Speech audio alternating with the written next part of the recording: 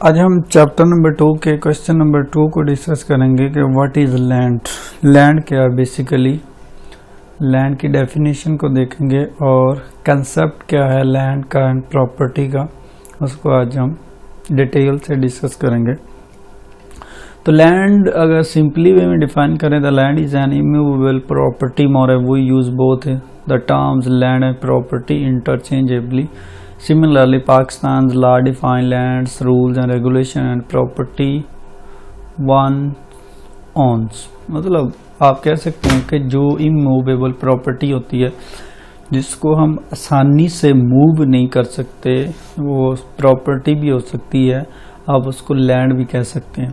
तो मतलब उसके लिए एक रूल्स एंड रेगुलेशन होते हैं, एक लॉ होता है जिस लॉ को फॉलो करना होता है। अगर हम लॉ को फॉलो करते हैं definitely then we came under the criteria of land और प्रॉपर्टी। तो द कंसेप्ट क्या है लैंड एंड प्रॉपर्टी का, ये बहुत इंपॉर्टेंट क्वेश्चन है एग्जामिनेशन पॉइंट ऑफ व्यू से, इसलिए इसने को आपने अच्छे से तैयार करना है। In Pakistan property means anything tangible और intangible that can be owned और by vested in by an individual. मतलब टेंजिबल जिसको छुआ जा सकता है, इनटेंजिबल जिसको नहीं छुआ जा सकता, और वो किसी की मलकियत होती है एक इंडिविजुअल की, मतलब इनफरादी तौर पे उसको आप लैंड कह सकते हैं। Any property that physically exist even temporarily और is refer to a tangible. मतलब जो फिजिकली आपके पास मौजूद है, चाहे वो आर्जी हो या परमानेंट, उसको टेंजिबल कहते हैं। In contrast property consider intangible when it does not physical exist such as patents और इंटेलेक्चुअल प्रॉपर्टी राइट्स। मतलब जिस तरह शेयर्स होते हैं, इस तरह की जिसको आप फिजिकल कह सकते हैं कि फिजिकल एग्जिस्ट नहीं है, आपके पास मौजूद नहीं है। On other hand land is defined as a immovable property, मतलब इमूवेबल होती है। Subsequently we can infer that land is a type of property falling under the tangible criteria. मतलब वो टेंजिबल क्राइटेरिया में आते हैं, इनटेंजिबल क्राइटेरिया में land नहीं आती। टेंजिबल मतलब जिसकी फिजिकल एग्जिस्टेंस है। Forms of property can be categorize as under. Forms क्या है, पर्सनल और मूवेबल प्रॉपर्टी, मतलब जो आपकी जाती मलकियत होती है जिसको आप आसानी से मूव कर सकते हैं, एक जगह से दूसरी जगह ले जा सकते हैं, उसको पर्सनल या जाती, या जिसको ट्रांसफ़र कर सकते हैं उसको first forms of the property कहते हैं। उस सेकंड वन पे रियल और इमूवेबल प्रॉपर्टी। रियल और immovable property can be easily moved और escorted from one place to another. It is fixed on one specific place. Would include land and fixture. Simply movable property includes the land, buildings, benefits to arise out of land and things attached to the earth and permanently fastened to anything attached to the earth. मतलब real में property होती है जिसको immovable या move नहीं कर सकते आसानी से, जिस तरह मूवेबल में थी ग्रोइंग क्रॉप्स और grass, fruit upon the trees. लेकिन अगर आप रियल इमूवेबल की बात करें तो उसमें लैंड है, फिक्सचर है, बिल्डिंग है, जो ज़मीन के साथ अटैच है, उसको रियल और इमूवेबल प्रॉपर्टी कहते हैं। उसके बाद व्हाट इज़ लैंड टेनोर क्या होता है कि क्या मुद्दत क्या होती है, टेनोर क्या होता है, जो पाकिस्तान के रूल्स एंड रेगुलेशन में है। लैंड टेनोर इज लीगली और customarily defined relationship among people as individuals और ग्रुप्स रिलेटेड टू लैंड। मतलब जिसमें लोगों का साथ रिलेशन होता है इनफरादी तौर पे या ग्रुप के तौर पर related to land. Land tenure is an institution rule invented by society to regulate behaviour. मतलब एक अदारा होता है जो रूल्स एंड रेगुलेशन तय करता है, जिसको फॉलो करना हमारे लिए ज़रूरी होता है। They define how access to granted to right to use control and transfer land as well as associated responsibility and restraints. मतलब इसमें ये कहना चाह रहा है कि जिसमें रूल्स एंड रेगुलेशन आपके राइट्स को डिफाइन किया जाता है, कौन सा रूल ऐसा है जिसके थ्रू आप अपनी प्रॉपर्टी को शिफ्ट कर सकते हैं, ट्रांसफ़र कर सकते हैं, कौन सा रूल ऐसा है जिसके थ्रू आप आसानी से अपनी प्रॉपर्टी को ट्रांसफ़र नहीं कर सकते। In simple term land tenure system determine who can use what resources for how long and under the what condition. मतलब आप ये कह सकते हैं कि जो रिसोर्सेज आपको दिए जा रहे हैं आप किस हद तक उसको यूज कर सकते हैं और क्या कंडीशन होती है जिसके जरिए आप यूज कर सकते हैं। Land tenure is an important part of social political and economic structure. मतलब ये मुआशी तौर पे, सियासी तौर पे एक बहुत अहम सिस्टम है, हिस्सा है। It is multi-dimensional, bringing into play social, technical, economical, institutional, legal and political aspects that are often ignored but must be taken into account। मतलब इसमें बहुत ज़्यादा चीज़ों को इग्नोर किया जाता है सोशली तौर पे, टेक्निकली तौर पे, लेकिन इसको फॉलो करना बहुत ज़रूरी है। अगर इसको फॉलो करेंगे तो डेफिनेटली आप under the criteria of land tenure आएंगे। मतलब लैंड टेन्योर रिलेशनशिप में be well defined and enforceable in the formal court of law and through customary structure in a community. मतलब एक आप मोस्ट ऑफ द टाइम जाते हैं courts में जाते हैं, वहाँ आपको रूल्स एंड रेगुलेशन का बताया जाता है, आप उन रूल्स एंड रेगुलेशन को फॉलो करते हैं, then you came under the criteria of land tenure. मतलब एक प्रॉपर लॉ है। जिस तरह अगर हमारे कंट्री में कोई क्राइम होता है तो उसका एक लॉ होता है कि इसके थ्रू इसकी सज़ा है, इसके थ्रू इसको मतलब रिलीज़ करवाया जा सकता है। तो इसी तरह लैंड टेन्योर का भी एक रूल एंड रेगुलेशन है। Land tenure thus constitutes a web interesting interest which are mention below. Overriding interest मतलब कौन कौन से इंटरेस्ट लागू होते हैं लैंड टेन्योर में। Overriding when a sovereign power nation community has the power to allocate और reallocate land through एक्सप्रोप्रिएशंस।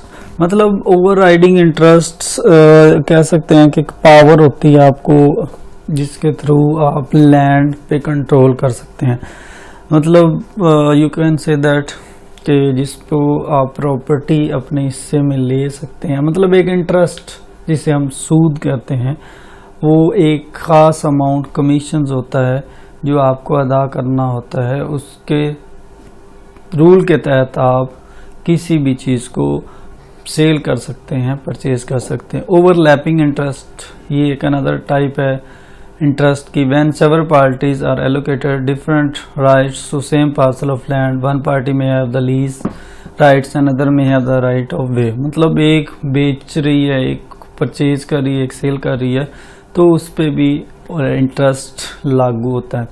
Complementary interest जो ज़रूरी जो interest, when different party share the same interest in the same parcel of land, when number of community share common rights to grazing land. मतलब जब common rights हो, जिन दोनों parties को rights हो, तो यू कैन से दैट कि complementary interest है।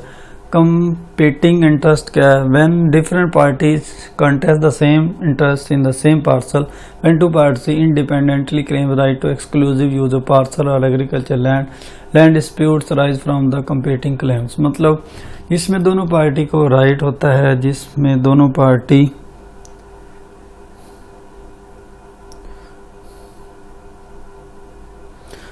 Parties को राइट होता है और वो दोनों ही क्लेम कर सकती हैं। मतलब अगर दूसरा अगेंस्ट है तो उसके लिए वो फाइट कर सकते हैं। और मतलब ये अदर काइंड्स ऑफ इंटरेस्ट है। कैटेगरीज ऑफ लैंड, कौन कौन सी कैटेगरीज होते हैं? Private land tenure is often privately भी साइन होती हैं, कम्युनियल भी होती हैं, गवर्नमेंट के थ्रू भी होती हैं। प्राइवेट क्या होती हैं? The assignment of rights to private party who may be an individual, a married couple, a group of people or corporate body such as a commercial entity या नॉन प्रॉफिट ऑर्गेनाइजेशन। मतलब इसमें एक married couple भी हो सकता है, लोग भी हो सकते हैं, कंपनी भी हो सकती है। For example with in a community individual family may have exclusive right to residential parcel, agriculture parcel, certain trees, other member of the community can be excluded from using resources। मतलब इसमें आप कह सकते हैं कि एक ख़ास मतलब एक ख़ास फैमिली को कहा जाता है कि आपका इस ज़मीन पे एक राइट है, आप इसको यूज़ कर सकते हैं, और दूसरे को कहा जाता है कि आप इसको यूज़ नहीं कर सकते, then you can say that it is category of private. उसके बाद सेकंड वन पे है communal.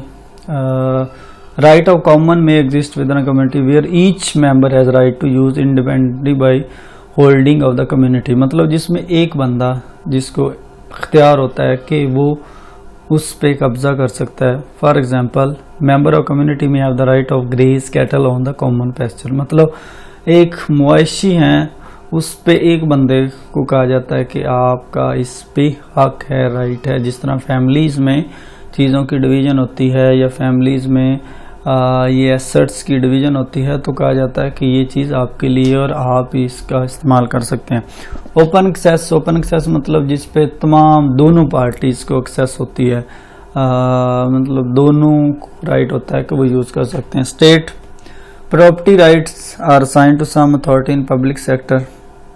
For example in some countries forest land may fall under the mandate of the state where at a central or decentralize level of government, मतलब कुछ countries ऐसे होती हैं जिनके इख्तियार में होता है कि वो स्टेट के अंडर वो सारी लैंड और प्रॉपर्टी चल रही होती है, और वो स्टेट गवर्नमेंट जिसे हम कहते हैं कि रियासत के बगैर आप उसको ना तो सेल कर सकते हैं, मतलब गवर्नमेंट की वो चीज़ होती है, वो किसी को भी असाइन कर सकती है, वो कोई भी ले सकता है। उसके बाद why land tenure is important, land tenure क्यों ज़रूरी है, हम क्यों लैंड टेन्योर को फॉलो करते हैं, क्यों रूल्स एंड रेगुलेशन को इम्प्लीमेंट करवाते हैं इस पे। तो significance and importance of land tenure can be explain as under. सबसे पहले क्या चीज़ ज़रूरी है,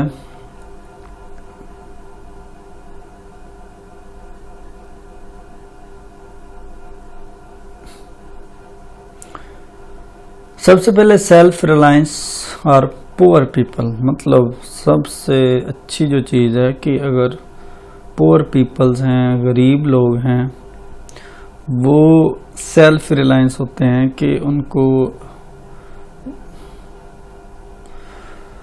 उनको मतलब ये हक या राइट हासिल होता है कि कोई भी अननोन शख्स, कोई भी बंदा इसमें इंक्लूड नहीं हो सकता, मतलब वो उसकी सिक्योरिटी के लिए ज़रूरी है। मतलब एक लैंड है या एक प्रॉपर्टी है, उस पे अगर लीगली प्रोसीडिंग हो जाती है तो डेफिनेटली अगर पुअर पीपल हैं तो वो आसानी से अगर कोई कब्जा करने की कोशिश करता है तो वो क्लेम कर सकते हैं और कोर्ट में जा सकते हैं और अपने राइट के लिए लड़ सकते हैं। थ्रू लीगल प्रोसीडिंग वो चीज़ें वापस कर सकते हैं। तो इसीलिए लैंड टेन्योर इम्पोर्टेंट है कि आपको ज़हनी तौर पे आप मुतमिन होते हैं, ना सिर्फ पुअर पीपल बल्कि जितने भी लोग होते हैं उनके माइंड में होता है कि अगर कोई इसको छीनने की कोशिश करेगा तो डेफिनेटली मैं इसके खिलाफ केस दायर करके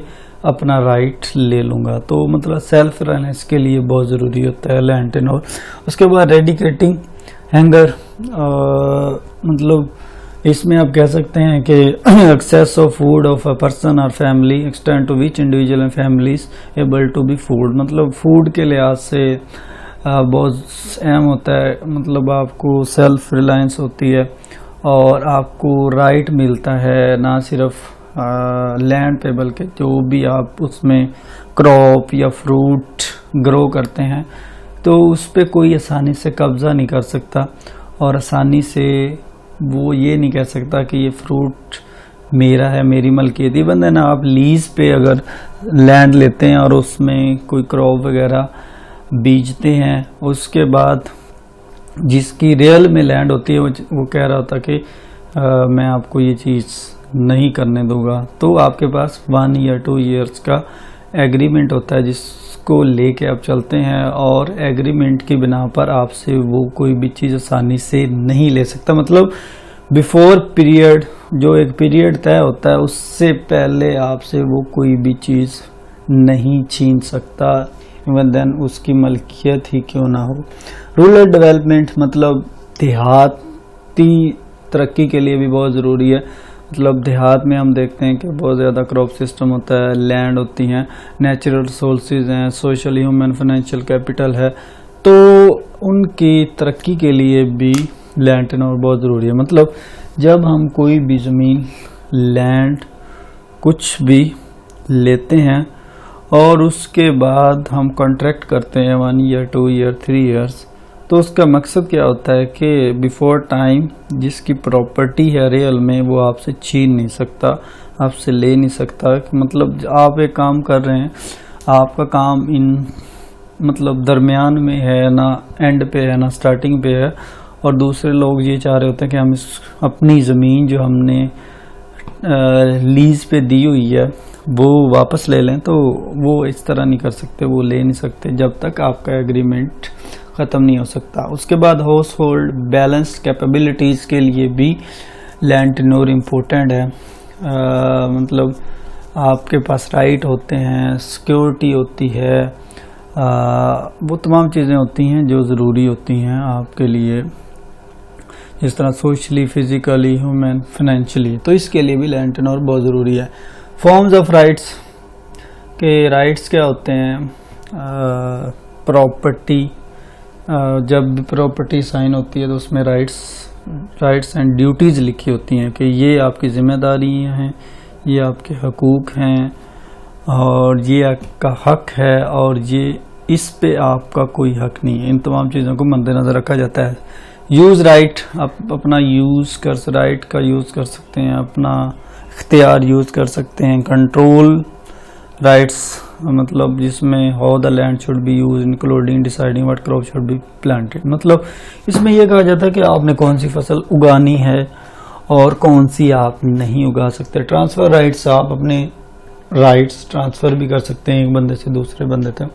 फॉर्मल प्रॉपर्टी राइट्स, प्रॉपर्टी के भी लिखे, जो प्रॉपर वे में लिखे जो राइट्स होते हैं उनको भी, उनके बारे में आइडिया दे सकते हैं। इनफॉर्मल प्रॉपर्टी राइट्स, मतलब वो एक विदाउट एनी एग्रीमेंट, इनफॉर्मल वे में भी कह सकते हैं कि आपके ये राइट्स हैं, आप इनका इस्तेमाल कर सकते हैं।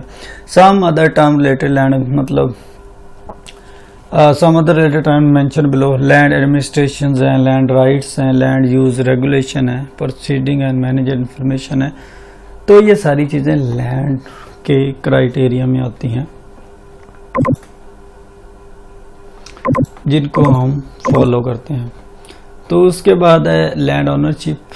ओनरशिप कैसे होती है? एक प्रॉपर प्रोसीडिंग होती है, जैसे हमें कोर्ट्स में जाना पड़ता है, अपने पटवारी के पास जाना पड़ता है, वहाँ जाके आपको एक प्रोसीडिंग या एक पूरे अमल से गुजरना पड़ता है, एक प्रॉपर मेथड होता है। और जिस तरह आजकल कंप्यूटराइज सिस्टम है जिसके थ्रू आप जाते हैं, और किसी ने अगर ज़मीन सेल की है, लैंड सेल की है या प्रॉपर्टी, एक प्रॉपर प्रोसीडिंग होती है, आपको टैक्स पे करना पड़ता है, उसको पैसे देते हैं, उसके बाद वो सारी जो चीज़ें होती हैं आपके नाम हो जाती हैं। इसमें डिफरेंट रूल्स एंड रेगुलेशन हैं। रूल्स एंड रेगुलेशन में आर्टिकल 23 पढ़ें तो 24, तो ये डिफरेंट आर्टिकल्स हैं, इनके थ्रू आप जान सकते हैं कि कैसे हम अपने ज़मीन दूसरे को ट्रांसफ़र कर सकते हैं। Revenue and land administrations, revenues क्या हैं, लैंड एडमिनिस्ट्रेशंस क्या है, मतलब पटवारी सिस्टम क्या है, जिसका हमने ऑलरेडी डिस्कस किया कि किस तरह वो रजिस्टर में इसका रिकॉर्ड रखता है, और उसका कैसे उसका टोटल रिकॉर्ड रखना उसकी ज़िम्मेदारी होती है। मतलब रेवेन्यू और लैंड एडमिनिस्ट्रेशन में मतलब उसके पास एक प्रॉपर रजिस्टर होता है। पहले रजिस्टर्स थे, आजकल कंप्यूटराइज सिस्टम है जिसमें वो सारा सेटअप देखते हैं। लैंड रिकॉर्ड, उसके पास सारा रिकॉर्ड होता है, कंप्यूटर में क्लिक करें आपको पता चल जाता है। लॉज रेगुलेटिंग प्रॉपर्टी राइट्स, ये लॉज लिखे हुए हैं, मतलब किस लॉ के थ्रू कैसे आप ज़मीन खरीद सकते हैं या सेल कर सकते हैं। रूरल डेवलपमेंट के लिए और एग्रीकल्चर के लिए इश्यूज क्या होते हैं, बेस्ड पॉलिसीज़, मतलब कौन कौन से इश्यूज़ का सामना करना पड़ता है कि पॉलिसीज़ ठीक नहीं होती।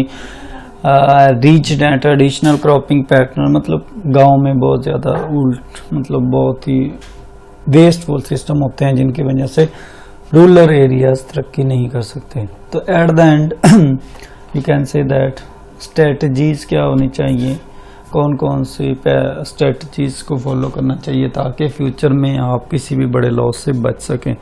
अगर आप किसी भी बड़े लॉस से बचना चाहते हैं तो आपको रूल्स एंड रेगुलेशन से गुजरना पड़ता है और टेनोर को फॉलो करना पड़ता है। अगर टेनोर को फॉलो करेंगे डेफिनेटली किसी बड़े नुकसान से बच जाएंगे।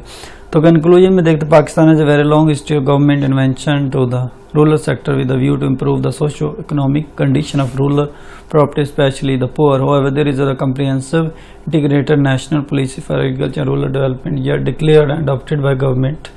मतलब एंड पे ये बताने की कोशिश की गई है कि जितने भी रूरल एरियाज हैं उनकी डेवलपमेंट के लिए ये सारी चीज़ें की जाती हैं कि कोई चीज़ प्राइवेट है कोई रेगुलर है, मतलब कौन सी चीज़ प्राइवेटली हम ट्रांसफ़र कर सकते हैं, कौन सी चीज़ हम रेगुलरली किसी को ट्रांसफ़र कर सकते हैं। तो ये सारी चीज़ें हमारे माइंड में होती हैं और इसी लैंड टेनोर के प्रोसीजर के थ्रू हम तमाम चीज़ों को सेल कर सकते हैं, परचेज कर सकते हैं। इससे हमें किसी भी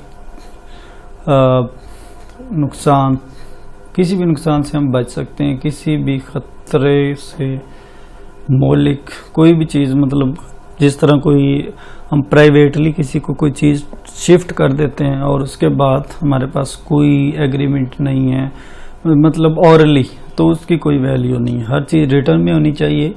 लैंड, ना सिर्फ लैंड बल्कि जितने भी आपके एसेट्स होते हैं, प्रॉपर्टी में है, आपके जो ज़मीन में जो भी फसल है, ये सारी चीज़ें जब आप सेल करते हैं तब भी आप वो एक रिटर्न स्टेटमेंट में करते हैं।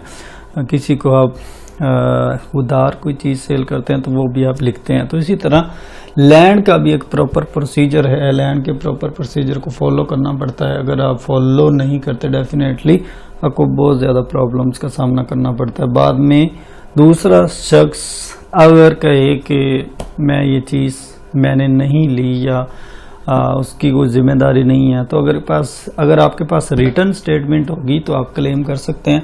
अगर आपके पास रिटर्न स्टेटमेंट नहीं होगी तो डेफिनेटली आप किसी भी चीज़ के लिए क्लेम नहीं कर सकते। तो इस पूरे चैप्टर में सेकंड क्वेश्चन में हमने लैंड को डिस्कस किया कि लैंड क्या होती है, उसके राइट्स क्या होते हैं, फॉर्म्स क्या होती हैं और रूल्स एंड रेगुलेशन क्या होती है और इसके लॉज कौन कौन से हैं जिनको पढ़ के हम अपने किसी भी चीज़ को परचेज कर सकते हैं या सेल कर सकते हैं, पार्टिकुलरली प्रॉपर्टी।